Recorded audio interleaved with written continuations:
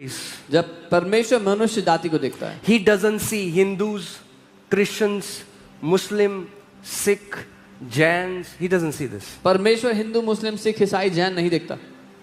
कितने लोग मेरी बात समझ रहे हैं? How many understand what I'm saying? He sees two race. वो दो जातियां देखता है या दो प्रजातियां देखता है. The race of Adam आदम की प्रजाति and the race of Jesus, that is the last Adam. और यीशु यानी कि आखिरी आदम की प्रजाति. There is light and there is darkness. प्रकाश, अंधकार और ज्योति है. Understand?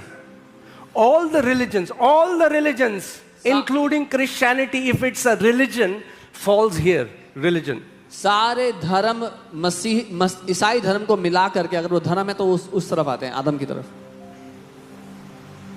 Okay? So I want you to understand, Adam is monkey. Just an example जो आप समझ रहे हो. तो उदाहरण के लिए बता रहा हूं, आदम वो मंकी है उस कहानी में. ठीक है? ठीक है? आदम क्या है? वो मंकी है. और जीसस अगर वो फिश है.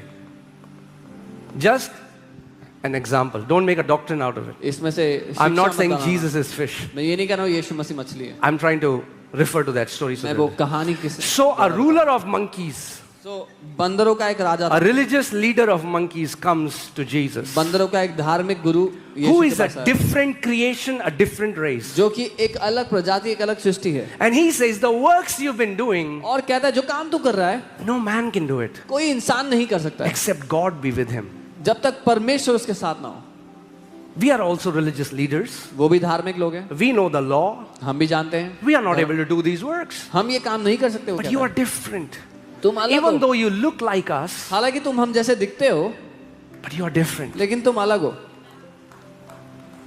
And Jesus says, और let's यीशु go कहता to John 3:3. And Jesus answered and said to him, most assuredly I say to you, unless one is born again, he cannot see the kingdom of God. और यीशु ने उसको उत्तर दिया, मैं तुझसे सच सच कहता हूं, यदि कोई नए सिरे से ना जन्मे तो परमेश्वर के राज्य को नहीं देख सकता. Now some people, when they saw this from the Bible, they said, देखा तुम्हारी बाइबल में भी पुनर्जन्म लिखा है. कुछ लोग जब ये देखते हैं, they talk about, see your Bible is talking about taking birth again, See, reincarnation. when monkeys will try to interpret the Bible, that's what will happen. जब बंदर बाइबल को अनुवाद करने की कोशिश करेंगे तो यही होगा. Bible was never made for monkeys, it was made for fishes. Bible बंदरों के लिए नहीं